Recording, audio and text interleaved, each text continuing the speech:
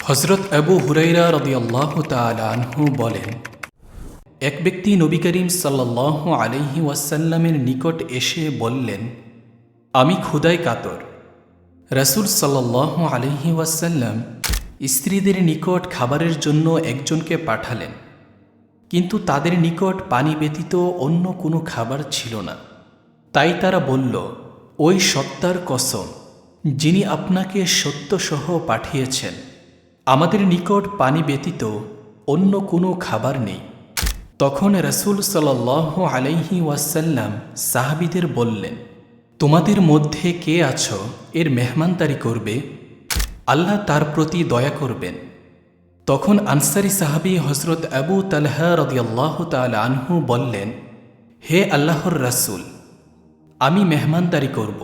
অতঃপর তিনি সেই ব্যক্তিকে সাথে নিয়ে ঘরে তার স্ত্রীর নিকট গিয়ে বললেন, রাসূলের মেহমানকে সম্মান করো।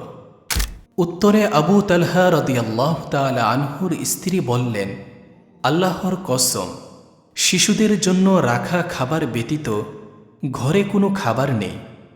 তখন আবু তালহা রাদিয়াল্লাহু তাআলা আনহু বললেন, খাবার যা আছে তাই প্রস্তুত করো, বাতি জ্বালিয়ে দাও, এবং তোমার সন্তানরা যখন রাতের খাবার খেতে চাইবে তখন তাদের ঘুম পাড়িয়ে দিবে।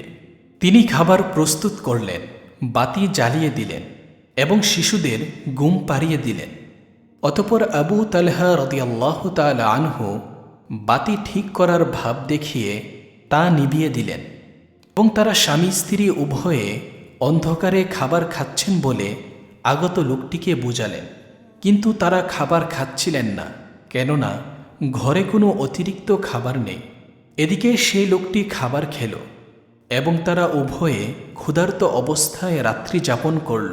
সকালে যখন আবু তালহা রাদিয়াল্লাহু তাআলা আনহু রাসূলের নিকট গেলেন, তখন রাসূল সাল্লাল্লাহু আলাইহি ওয়াসাল্লাম তাকে দেখে বললেন, গতকাল রাতে মেহমানদের সাথে তোমাদের কর্মকাণ্ড দেখে আল্লাহ তাআলা হাসলেন এবং এই আয়াতটি অবতীর্ণ করলেন, وَيُؤْثِرُونَ عَلَى أَنفُسِهِمْ وَلَوْ كَانَ بِهِمْ خَصَاصَةٌ وَمَنْ يُوقَ شُحَّ نَفْسِهِ فَأُولَئِكَ هُمُ الْمُفْلِحُونَ।